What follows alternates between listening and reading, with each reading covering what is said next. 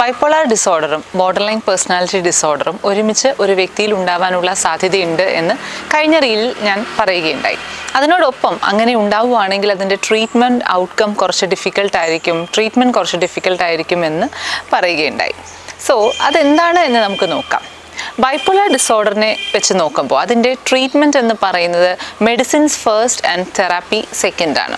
അതേസമയം borderline personality disorder ആണെങ്കിൽ അതിൻ്റെ ട്രീറ്റ്മെൻറ്റ് എന്ന് പറയുന്നത് therapy first and medicine second ആണ്, ഇഫ് റിക്വയർഡ്. അതിൻ്റെ കൂടെ നമുക്ക് വേറെ എന്തെങ്കിലും ബുദ്ധിമുട്ടുകൾ ഉണ്ടെങ്കിൽ മാത്രമേ ബോർഡർലൈൻ പേഴ്സണാലിറ്റി ഡിസോർഡറിന് മരുന്നുകളുടെ ആവശ്യം ഉള്ളൂ.